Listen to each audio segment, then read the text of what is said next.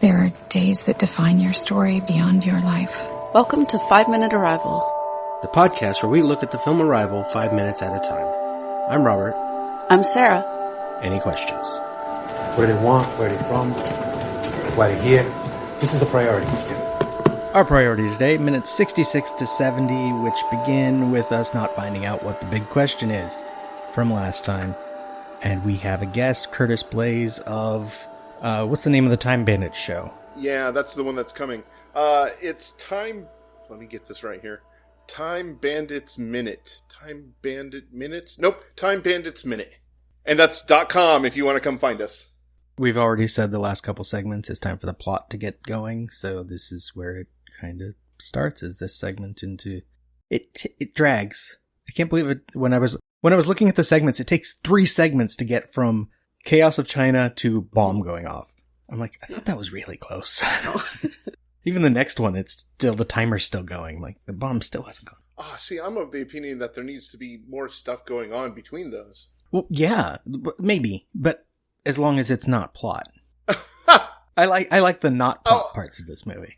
The not plot parts are what really make this movie. Mm-hmm. The plot is weirdly, like, not available in the short story it's based on. No. Minute 66, I'm sure you guys have covered this extensively. Yeah. But yeah, the short story is very light on plot. We've got such a... And very heavy on physics. We've got such a 2010, the year we make contact, subplot happening in this movie. And it's kind of the same situation where it wasn't in the book.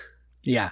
Been a while since I saw 2010, but yeah, that's fit. I was comparing it more to The Abyss, like the aliens threaten, but that's the Nice. aliens threatening us. This is humans threaten us, and aliens save us. And so I get my things in the deep, trauma in the deep movies mixed up a little bit. In The Abyss, was that the one that had the seal who was going crazy from pressure sickness? Yes. Okay. So yeah, we've even got that character. Yes, and Ed Harris goes down really deep, and in the extended version, the aliens create a tidal wave on every coast in the world at the same time. Nice, I didn't realize that. Hold it in place as a threat. Oh, wow, I didn't realize that. That's because they don't like our nuclear weapons. Yeah.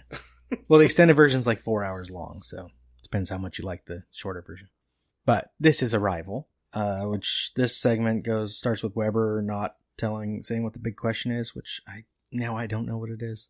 But I don't care because he says ready or not, and then we go to Louise and Ian working side by side, and she's saying random things. No, this is the same as before. See, yeah, she says I know, but between there and there. She's just pointing out something on a logogram on her screen. Well, this is one of those things where you're saying you're surprised how many segments it takes to get to the bomb going off. I'm like, if this movie were a lesser movie, the scene where the entire room is desperately preparing for this encounter, like in a lesser movie, I feel like if this were Armageddon, it would be fleshed out more. There'd be a whole scene where the team would get together to figure out how they were going to ask, what is your purpose to the aliens? Yeah. And then later on, while Louise was asking it, she'd have a flashback to, or a flash forward, however you want to put it on this movie, some insight that she gets from her future daughter. Are we spoiling? Yes, time is not linear. Okay, so we'd have a flash forward incident where her daughter would give her some insight, and she would then make a risky change to the wording, and that would get paid off. Yeah, or they'd pay off the phrasing even, like we're gonna get offer weapon, but they skipped the part from the script where Weber made them figure out how to translate weapon. Like, that was one of the vocab words he added to her list. That's right. And we don't know how they got there. So what is your purpose is the big question that, ready or not, she's going to have to ask so that they can figure it out. Yeah. And, I don't know. Well, they get interrupted by an alarm.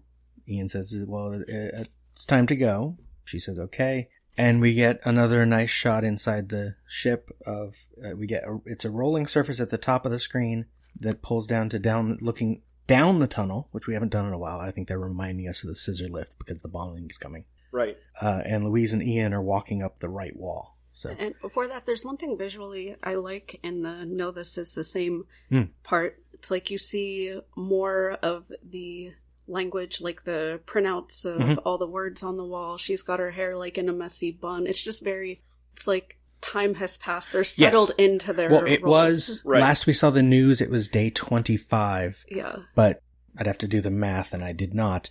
I know coming up on the bombing, they just finished session 36. So however long that is, 18 session hours 36, apart. How many days did it take him to get there? And 18 hours apart, and 36 means that session 1 would have been on day 4. It's been at least a month or two at this point, probably. Well, I'm thinking it's been 18 days. Yeah. Well, 36 it's. Let's do the math. Yeah, let's actually do the math. Every 18 hours to me says that it is. Let's see, 18 hours times 36 is 648 hours divided by 24. 27 days. But So basically, since the last segment, 2 days have passed. Yeah. You'd think after that many sessions, they would figure out how to position the scissor lift so that when they jumped out of it, they wouldn't have to jump 10 feet down. Well, they could have jumped on the closer wall. Well, is that how that works? Could they have jumped either way? Well, I guess that's why he threw the glow stick the first time, is so they know which wall is down. Okay, maybe they never know which wall is down. Oh, that's interesting. Maybe it changes. Although, it seems like when they go into the chamber, there's always a ceiling. Yeah. Well, the chamber might floor. change, though. Because just like there's no door until the door opens. Like, the directions could change, the room could change. Okay, well, that's something that maybe you've discerned here in your multiple watchings. Yeah, the movie doesn't show that happen. It does show that there's no opening, and then there's an opening. We don't see the opening form. But the script and the story imply it's just kind of comes out of the surface. Okay. So that scissor lift could go up there, and this time it's it's on the other side. Plus, it looks better them walking in the empty space next to the scissor lift. It does. For this shot. I understand that. And you gotta have the dramatic walk. Of course. Well, that brings up something. The cinematography in this movie. I'm going to sound like an amateur talking about this because I don't make movies, but it's just gorgeous. Mm-hmm. Everything is composed just so. This director, how do you pronounce his name? Villeneuve. Everything he's made, I have just been in love with visually. Yeah. I watch movies that are bad that he makes just because I like watching them.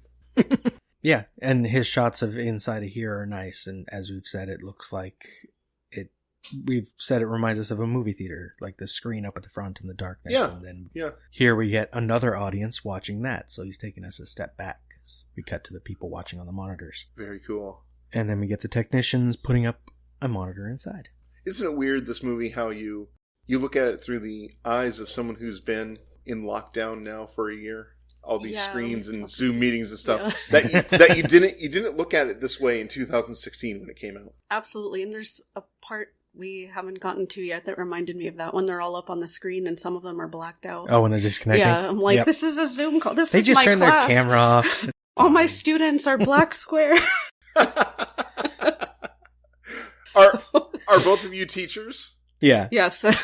And nobody has their screen on anymore. Is that accurate? Most won't. In mine, when I have a large group, there'll be a few with their screens on, and most of them will just be black with their name. Boy, my son goes to school virtually.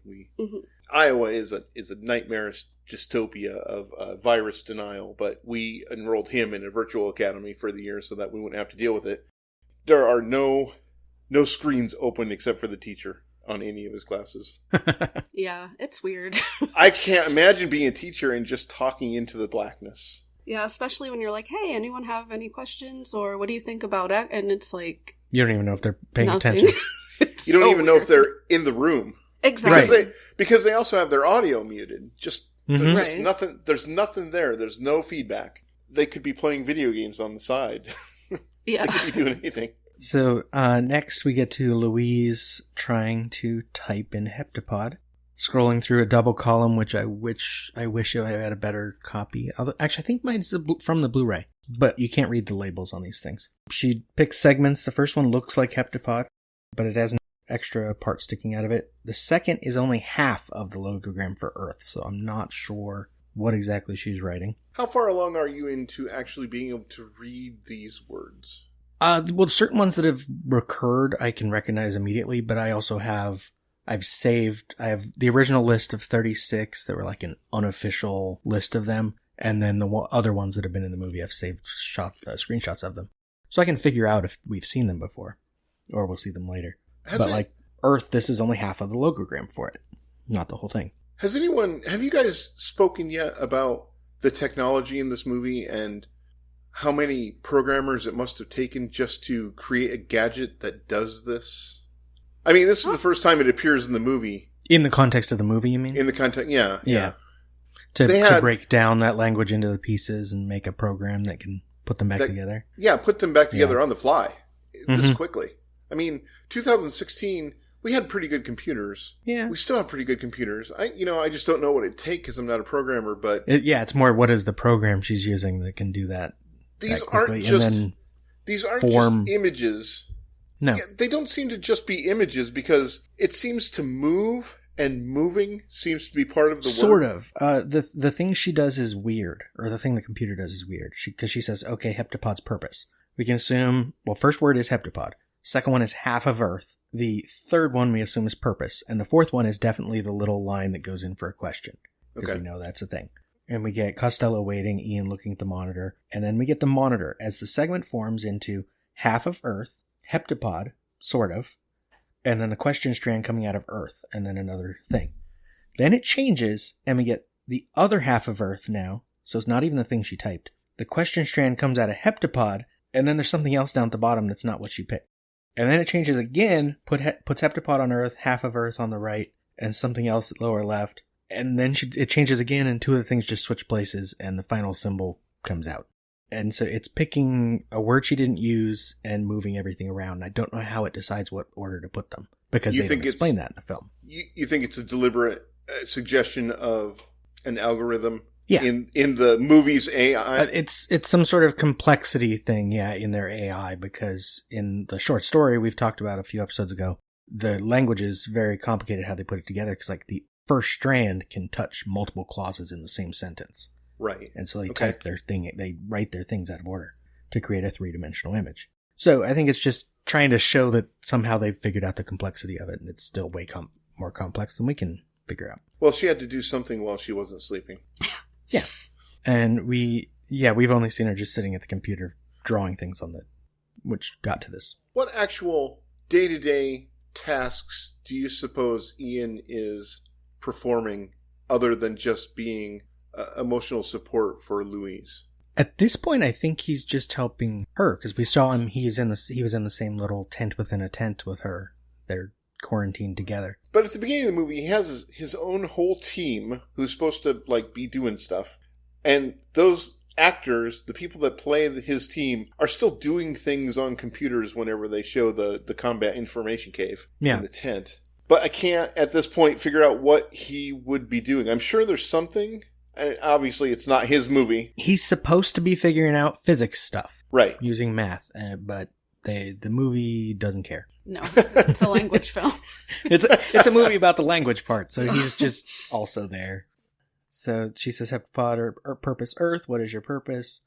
Costello says something as the screen says conversion complete, ready to publish. She publishes the sign that's not the one in the usual logogram list for heptapod purpose Earth. So it's actually different.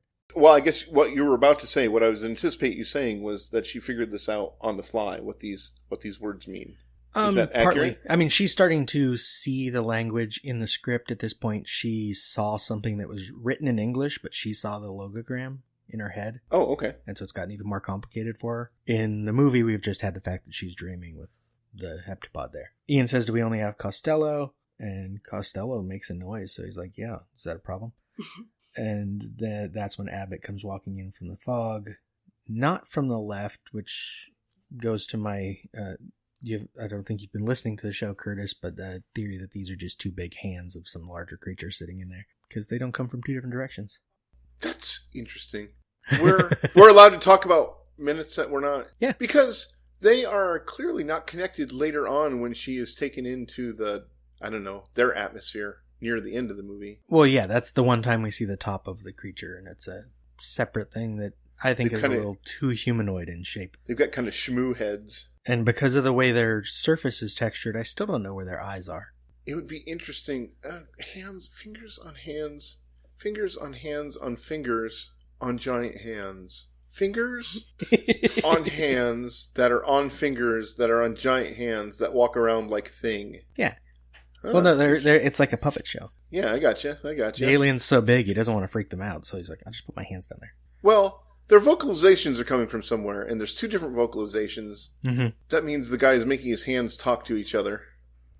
Yeah. the giant alien with the 2 hands. He's good with voices. But, do we know, is it covered in the book or the script or any place else that I haven't read because I've only started paying attention a week ago?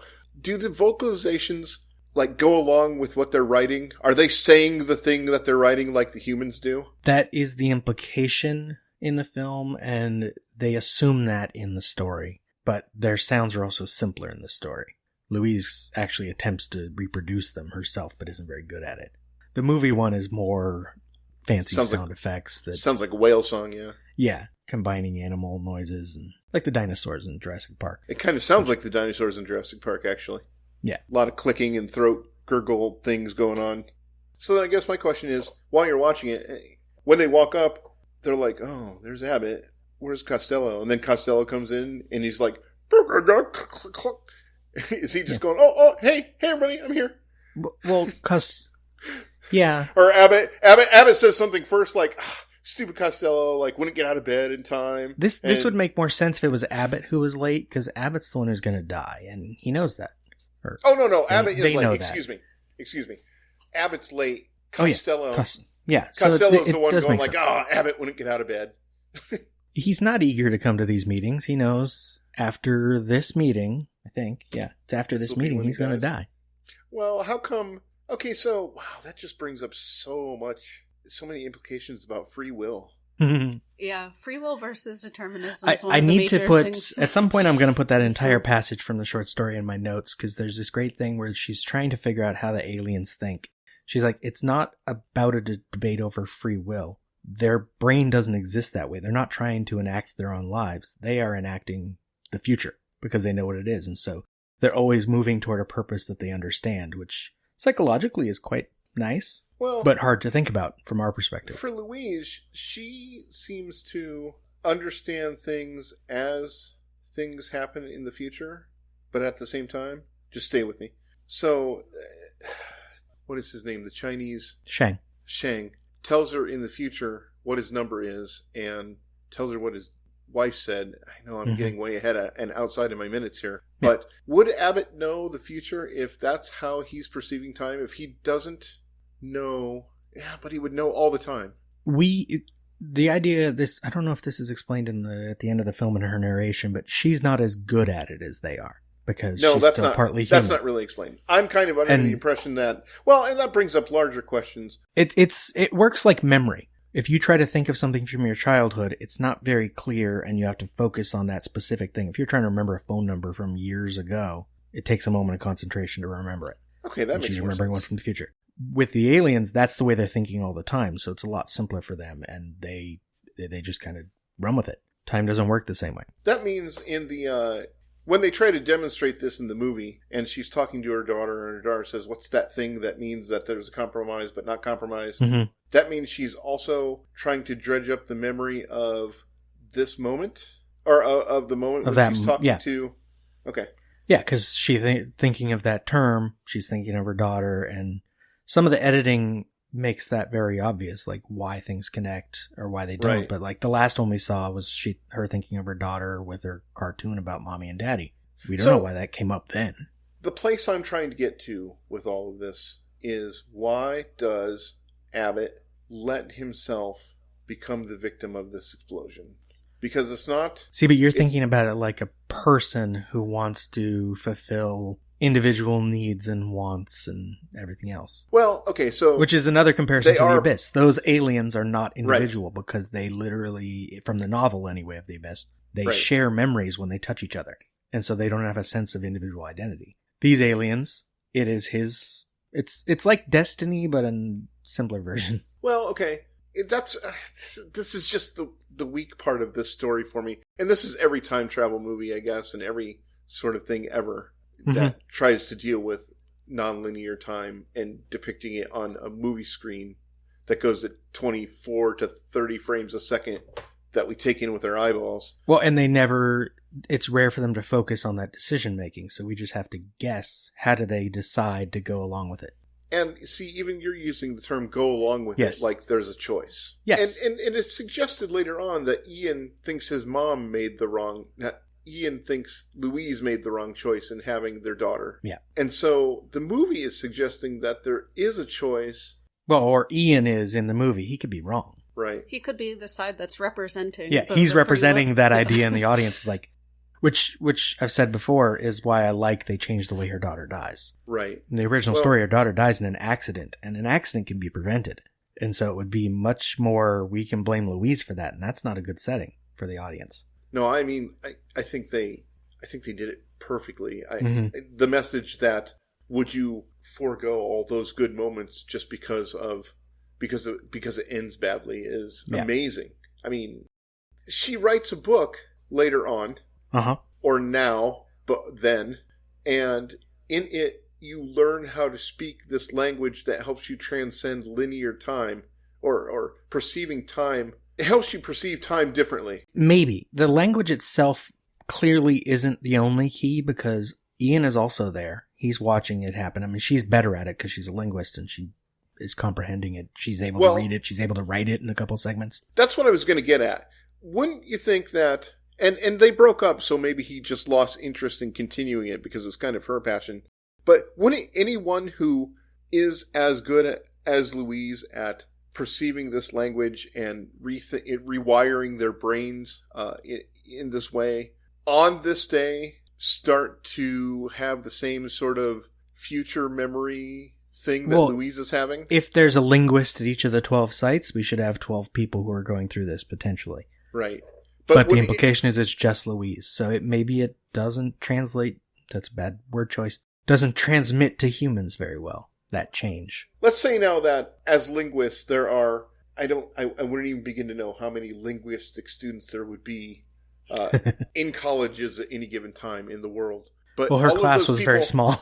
Well, that day. Although it wasn't a lecture hall, so I assume there's a lot expected. But if you had a lecture hall full of people at every campus, probably with the increased interest in linguistics after this encounter, after the arrival, wouldn't all of those people 30 years from now that have a grasp on how this works and their brains starting to get rewired all be running around right now, so to speak, kind of knowing what is happening? Wouldn't there just be hundreds of thousands of people? Well, that's the difference between the heptapod understanding and the human understanding. Until Louise is there learning it, she can't remember the future. Once she does, she'll be able to. So once they're learning it, they'll be knowing things. And that could be good. I guess what I'm saying is there's hundreds of thousands of 19-year-olds right now in 2016 in this movie now that are going to go to college to become linguists because of the arrival. And they're going to learn this language, and their brains are going to get rewired. We can hope. So as they because learn, they become better people. As they learn this thing, then okay, I think I'm starting to wrap my mind around this. Because I'm saying that she doesn't. Okay, probably at the moment that they're learning it is where it starts being a thing. Yeah. Okay, I got it. Okay. It might also be the difference between she was in the room with them doing it. Maybe they were altering it directly. The movie doesn't tell us. No, okay, that all makes sense. Just that it works. Because I think one of the big questions people have is how come Ian doesn't also know all this stuff? Yeah. And I think that answers it pretty well if the listeners were able to follow what we just went through. Yeah, well, and he doesn't understand the right, language. In this segment so we see the difference. Not getting rewired. Mm-hmm. Right. And even here, Weber asks, what does it say? But Ian doesn't know what it says.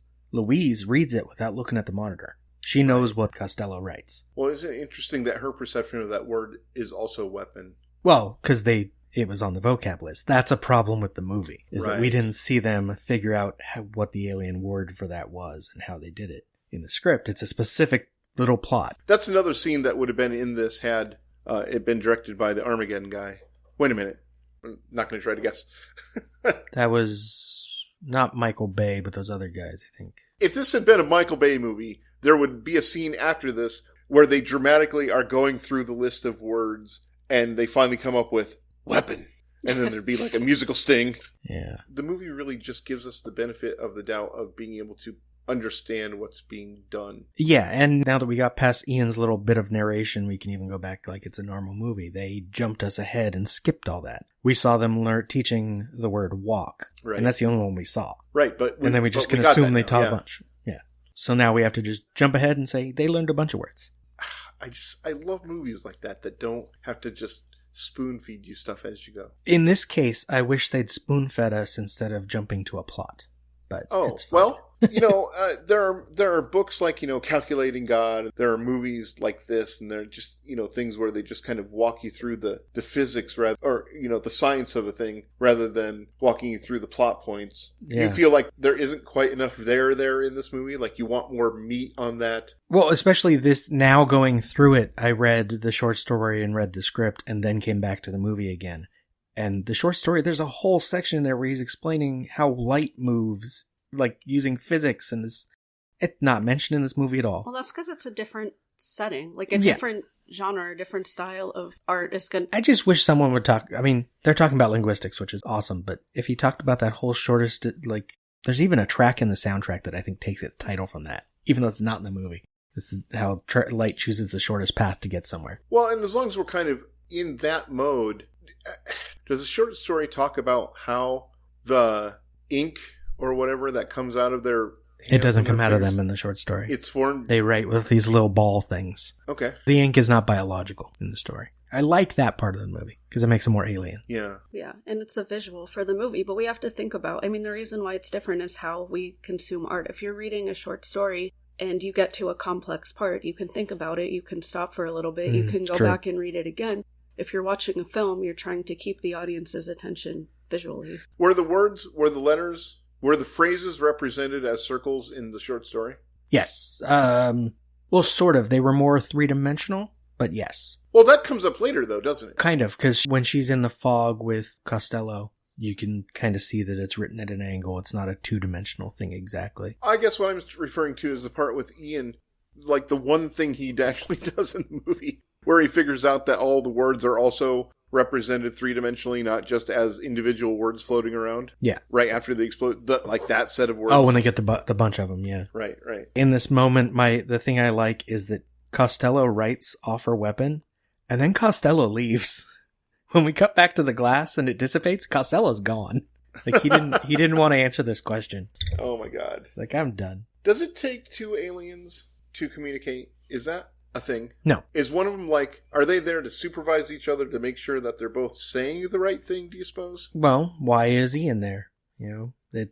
We have Louise and Ian. We don't need Ian. We don't need Mark sitting there operating the camera. The camera can work on its own. Oh, that's what I'm wondering. It's always Louise, Ian, and then Marks and two other technician guys. They don't need all those people. Well, no, but yeah, Captain Marks is kind of also the military. Yeah. Like, they're not going to just send two scientists in without being represented. All the factions want to be represented when it comes to the human side. Is that what's going on with the aliens? Are there... Possibly, or they just travel together. This was their road trip. Do we know if there are multiple aliens on the ship? No. We don't even know that there's more than two aliens on the planet. We don't even know if those two aliens are two aliens. The math didn't work out. I did do it. But I said before, it's possible that these two aliens are in all 12 ships, and they're just all going from meeting to meeting to meeting, but it actually doesn't work out with the 18-hour window. How long is the session? Do we know? An hour and 20 minutes-ish. I think the Australia guy said that. After about an hour 20, the gravity switches and they just kind of slide out. Am I just asking you things that you've already talked about 17,000 times in the previous 60 minutes? Not entirely, no. Do the ships all fit together as a 12th of a sphere? Not perfectly. Because of the curves, their edges wouldn't go together. Okay. Continuing here, we cut out of the scene to the debate over what to do about this, because Marx is the angry one, as the military rep, I guess. You saw what they wrote. And Louise says, using a word they don't fully understand. That look that Marx gives when they say, give weapon. Offer weapon. Offer weapon. That right there is the scene where you know that he's the one that's behind the bomb later on. If you think back to it. That guy, the look on his face. See, up until this point, I didn't think he was, but then I was watching the next segment, I'm like, I think Marx might be... I can't tell these white guys apart. Well, no, yeah, Marx. Well, he's not the one who is supposed to be in charge of it. It's... Combs and what's his name? Lancey? are the ones in charge of the military expedition. Well, they're the two that we've seen watching the news, and they barely have any dialogue. The one was talking to his wife over the computer. Marx is always in the room when there's a chief of staff's meeting. True, because he's the captain. And he's the one that they cut to after they say offer weapon, who gives that look like, he's the first clue that the military is not on board with the idea of offer weapon, or at least a faction of the military. Yeah. You know, that's interesting. Colonel Weber does not seem to be the type of person that would order the destruction of the aliens. He seems more like just a good manager. Mm-hmm. Like when he's in the spaceship with Louise and Ian, Louise is in charge. Even though he's the boss, yeah, he is, letting her run the show. Well, even in this segment, it's Halpern who decides they're going to cut off their signal, and then Weber says, yeah, do it. Like, right. Weber he still just does what he's told. Well, and I wonder if Halpern, too, is maybe secretly the guy who made the decision that Marx should put a bomb in there. I'm assuming it's Marx. Because he's the CIA. If you start to go back to submarine movies where the Russians have their KGB on board, yeah. The political guy, the whatever, is the one kind of making the sabotage decisions. Mm-hmm. And I wonder if there's a scene somewhere that we didn't see where Halpern and Marx get together and he's like, okay, what can you do here? Because clearly these guys are a threat. They're saying offer weapon. We need to blow them up. And, Lasky. I found his name in my notes finally. Oh, Lasky's he's the one that we saw talking to his wife, and the one we saw just, I think, last segment watching Richard Riley on his computer. Captain Marx. I'll compare his face next segment, because we see a bunch of close-ups of the guys that's 4 guys who go into the ship to put the bomb in. So Marx might be one of them. Okay, that's that's something I didn't do.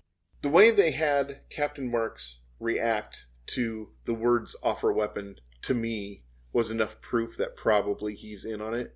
If you actually see him in it later, I'm just going to have to come listen to the show. Yeah. And continuing here, we got Louise explains, Marx says it could be a request, a warning. Weber says enough. And they're kind of debating what the meaning of offer weapon means. Yeah. And Louise says we don't know if they understand the difference between a weapon and a tool.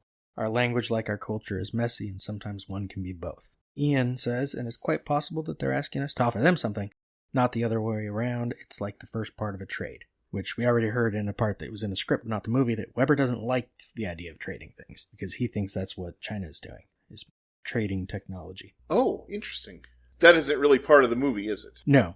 Well, they did mention them taking, or is that in the script? I don't know, something about a nuclear weapon being taken in. Did they talk in the book about the Chinese using mahjong tiles? The Chinese thing, that plot is not even in the story. Oh, that's right. That's not even, okay.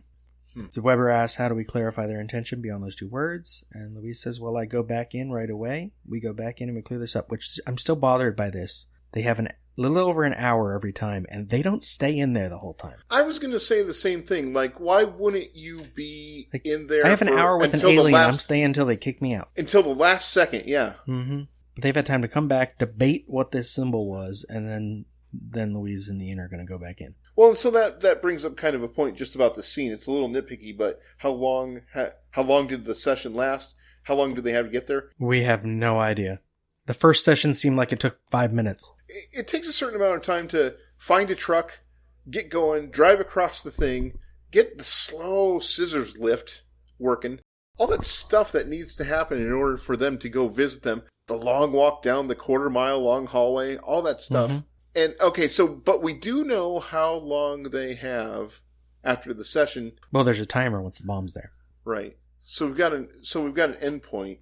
Oh, I guess that doesn't have to be that. But even that's not the end of the session. That's just when the bomb goes off. Yeah, you're right. It doesn't seem plausible that there would be we have to go right back in there. Right. Session 36B. Yeah.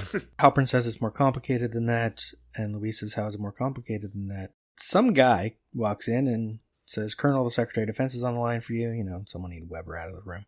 So that Halpern can have his little statement where he says, we need to sit on this information until we know what it means, so we aren't sharing it with our enemies. We must consider the idea that our visitors are prodding us to fight among themselves until only one faction prevails, which Louise says there's no evidence of that. And Halpern says, sure there is. Just grab a history book, the British with India, the Germans with Rwanda, they even got a name for it in Hungary. Salami tactics! Yes. Salami tactica, which, translates as salami tactics. which is a term probably coined by Stalinist dictator Matyas Rákosi to describe how the Hungarian Communist Party took over Hungary, or possibly coined by his opponent, the leader of the Hungarian Independence Party, Zoltán Pfeiffer. But it basically means you deal with your enemies one at a time, and it's similar to divide and conquer. Well, that seems like such an obvious thing that you would think.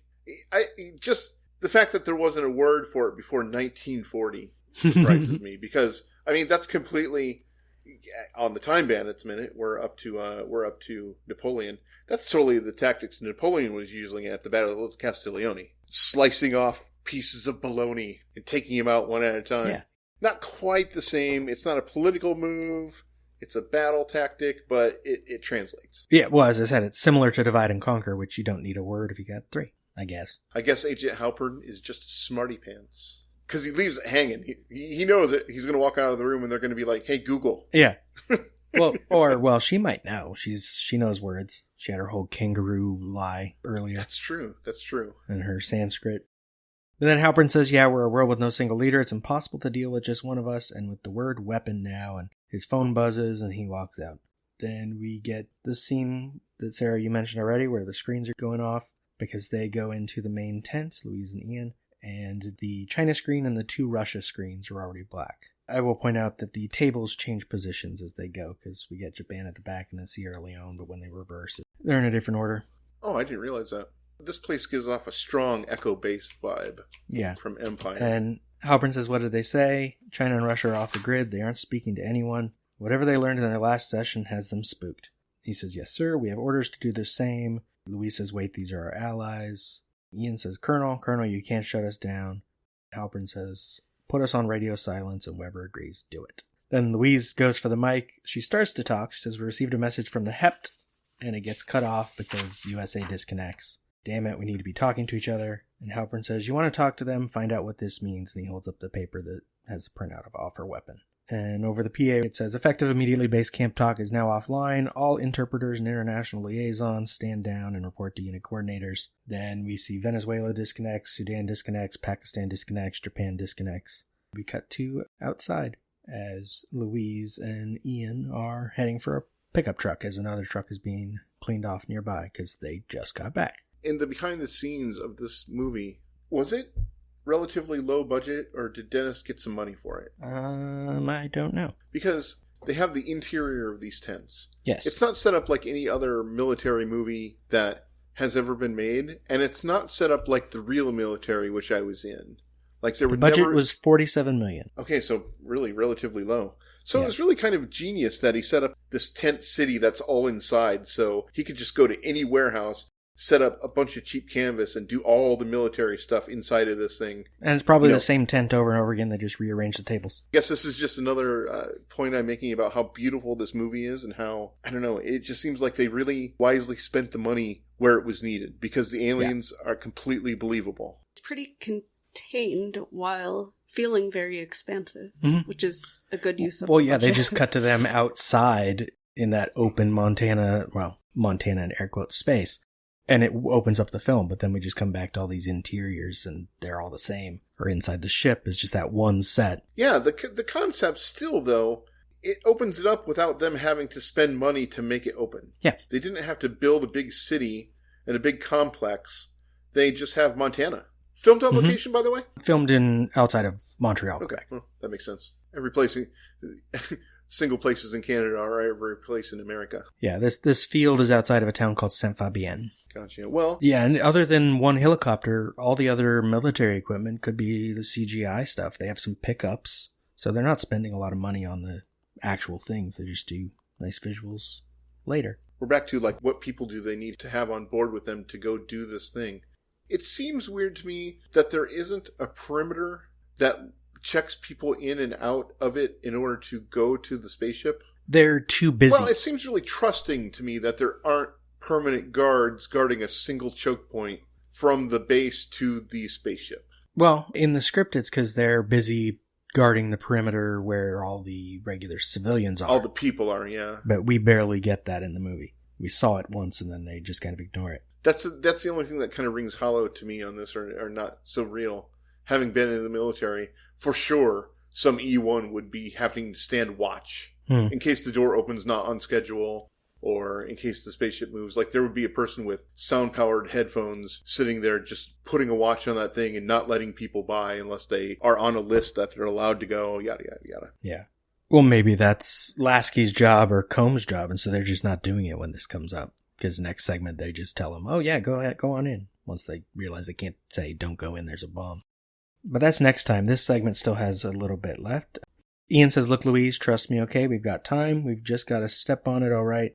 And we cut to the news, audio first, use weapon. This is the alien message said to have provoked the Chinese government to withdraw their scientists from the international mission today. In a statement, General Shang said China no longer trusts the aliens who want to divide us. Humanity must be protected. And we see a picture of General Shang, chairman of People's Liberation Army. I hate to mark your podcast as a particular place in time, but I'm going to go ahead. Isn't it interesting in 2016 that China is being depicted as the one calling for the world to unite? I mean, there's a couple of things like that in this movie where Dennis really had a better understanding of world politics than our politicians. Or Eric Heisler, the guy who wrote the script. Well, yeah. I guess, yeah. That's he's the one that added the General Shang element. But also in terms of the plot, they're the ones that are potentially dividing everything because people don't know what they're reacting to. Well, they're going to the United Nations to call for that, though. Yeah. Who was it? It was Agent Halpern that made the point that humanity cannot survive if it's tribalistic and fragmented. Mm-hmm. I mean, he's definitely the bad guy in this movie who's trying to, I don't know, standing in the way of successful conclusion of the plot. Yeah. But isn't it interesting how that particular thing has aged and it made you think, oh, maybe he's not the bad guy. Well, if that's his understanding of the situation. It's less his opinion and more the fact that he has the authority where his opinion matters. That's the problem. Yeah, that's true. Because he can keep them from talking to the aliens. He can keep them from talking to the other people at the other sites. And where China has asked for immediate talks at the UN, as you said. That's the last line of this segment. And we get a shot under the shell that's too small, and I thought it was Louise and Ian until I glanced at the next segment. They're not there yet. They are still on the way in a pickup truck. So the people getting into the scissor lift will be someone else. And we've already mentioned why, but we'll find out why next segment. You'll figure it out, yeah. What they're doing. We'll figure out who they are. We know they're Lasky and Combs. We'll see if Marx is there. That's interesting because I didn't pay too much attention to that when I was watching the movie. And so when I got to the end of the minute, I was thinking, oh yeah, there they go. There they go up into the thing. Yeah, but it's not them. Yeah, so it wasn't clear to me that the soldiers who had the explosives were also headed up there. Mm-hmm. They're getting in at the end of this session, which if they stayed the whole time, this wouldn't have happened. Where do either of you guys think this movie fits into our current political situation in America?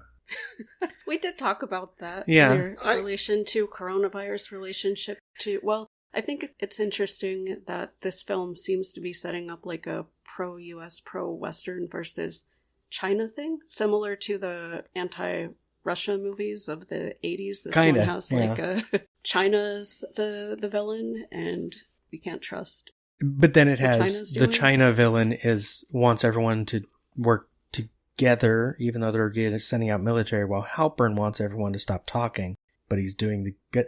Yeah. It does a good job of combining those elements, but also, using China as the villain and CIA guy as the villain is a little obvious. This was being filmed at the point in which Donald Trump's candidacy was considered a joke, 2015. Right. Yeah.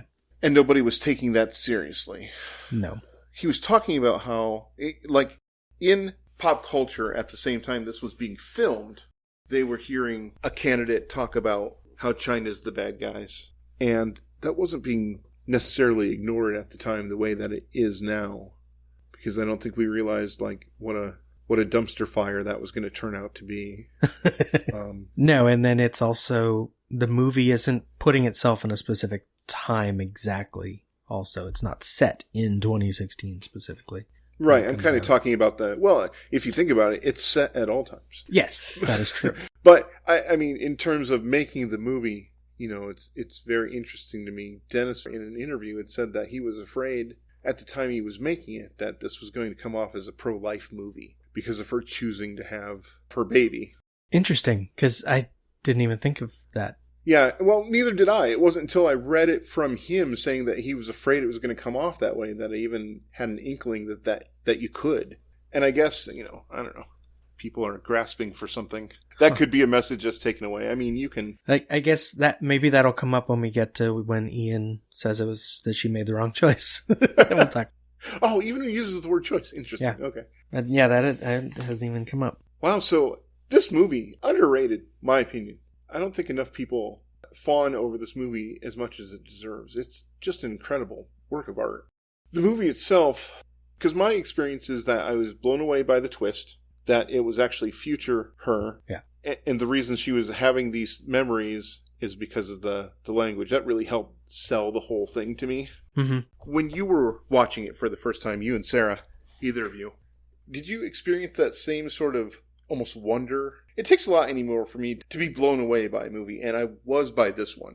And going up to it, before I watched it, all the reviews were like, oh, long, drags, boring. Yeah. So what was your impression of this movie as you watched it, before you knew you were going to talk about it?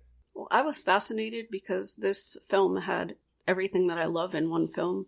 Philosophy, communication studies, and, well, mostly those two. Yeah, no, I loved it. If I'm thinking the whole time, then I'm it's happy. Good. And that wonder you're talking about was definitely there at the twist, and I think it's gotten more so as we've talked about it, because now I'm seeing more about the structure and the film aspects of it, because we're 70 minutes in and the plot hasn't quite happened yet, because the movie it was resisting having a plot for a while, and I like that. And I don't need a plot in my films. Well, no. Tree of Life's my favorite movie. Yeah. So. Just the story of everything. And in the short story of this, it involves all of human history from beginning to end, or potential end. Well, how could this movie have played out without a plot? If we didn't have the plot? I think as a movie it couldn't, unfortunately. The short story gets away with it because the short story is just like, I went back to work and now I teach this to people, and I had we already know she had a daughter, we know what's going to happen in the future. Right. So it doesn't need an ending as such. It can just kind of end or stop. For a film, we require more. Or we don't watch it. And even this one, I think, has too much of what I like, what you like, Sarah, mm-hmm.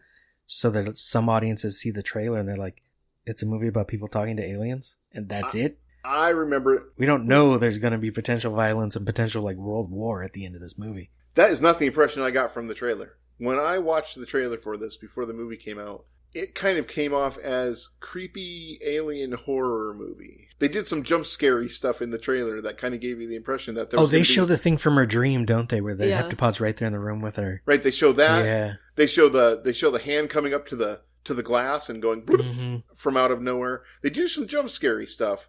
So when I started hearing the reviews about it and people saying it was boring, I'm like, okay, well, this is probably just a horror movie with, 10 boring jump scares and not much else going on. So I kind of resisted watching it for a while.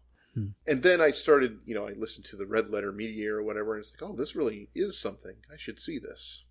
And so that's how I got into it originally, back probably 6 months, a couple months after it came out, VOD.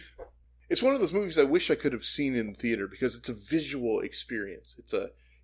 There's no edges to this world. You can see where the gaffer tape is at the edges of the shot. It is just a beautiful, immersive world that you step into when you're watching this movie. Yeah, other than some misplaced labels on the computers this segment, and sure. Clearly they're just rearranging tables in the same tent. Yeah, there's not much so far that's been obvious visual mistakes or problematic movie things like that. And I never notice those things anyway. I'm not the person who does. I'm always in my head, so that's why I said I like films that make me think or just experience it as art. But yeah. I'm not. Which this movie works yeah. for that because it lets you exactly. just be immersed. So this film worked for me, and a lot of my students like it since they're mostly upper division comm majors. It's one that gets brought up in class a lot, and I've had several students that are like, oh, this is my favorite movie, and they'll bring it up in presentations and discuss it just because there is so much comm theory. Yeah. Well, so Sarah. Yes. Languages that sort of encompass whole phrases in single symbols. Is that a thing? Sort of. We talked about that when he mentioned nonlinear orthography. Similar to Chinese things, but not quite. I guess that's the alien one's a little more complicated. We discussed. I'm trying to think. That's a little bit more linguistic Yeah. and not like com theory. So But that's there are my some area. symbol things like that. The best example of what they're doing is actually more modern, not language exactly, but emojis. Because a single emoji, especially if you use it all the time with certain people, has a much bigger meaning than just one image, which would be semiotics and communication studies, which we talked about symbolism several episodes ago when he mentioned orthography. This is kind of my mind blown minute for this podcast. Then I never thought about that, but yeah, these are emojis, aren't they? They really kind of are in a very simplistic way of putting that. She's scrolling through an app that just deals with emojis. They just switched them out. I mean, now we solved it. I know you're making a joke, but yeah, kind of. It's like, I need a hand. I need the hand to have a thumb up. Don't accidentally use the eggplant. Right. Wow. I guess speaking of being blown away by movies, where can the listeners hear you talk about other movies? Well, Time Bandits is a movie that was made in 1981 by Terry Gilliam, and he is kind of famous for having attention to detail, even though it's all like squalid, dirty, gross detail in the background, people eating dirt and everybody wrapped in plastic. You can hear us talk about that kind of thing at timebanditsminute.com, which basically points to our Twitter, which we aren't even launching yet until about 2022, but I'm very excited about it. 2022? Well, we've been busy recording. We don't want to get ahead of ourselves. Though. Oh, yeah, we're up to minute. Right now, as you and I talk, we're on minute, 13, 17, 19, something like that. Okay. We kind of don't want to race the clock. Let's do the recording part of it and then do the release part of it. I don't have the patience for that myself, so we're just 4 weeks ahead. Oh, my God. Yeah. Wow. So yeah, this episode will be out long before your show exists. Yeah. That gives me the shakes. But we do have fun stuff at our various pages. As we discover things about Time Bandits, we're sharing them. It can be worse. Yeah, we did pump up the minute we even recorded. faster. Between recording and releasing the episode, the longest was 4 hours. Yeah. That's a pretty good show. Minimal editing, clean the audio, release. I don't know if I agreed with you on that movie because it was kind of formative for me. But that was a really good show. Thank you. Yeah. If anyone's listening and right now, listeners, go listen to Pump Up the Minute. You totally should. Yeah. Hear us talk about music and politics and I don't know, adolescent movies, teenage movies, not adolescent. Well, that's the podcast that made me excited to like be on the air, so to speak, with Sarah because it's like, oh yeah, we've got this new person now in podcast world. That's no. Help and let me out. She's one of us now. Well, I'm sorry to hear that. Yeah, that just happened. Thank you for listening. Follow the show on Facebook, Twitter, and Instagram at 5 Minute Arrival. Or go to lemmingdrops.com for links.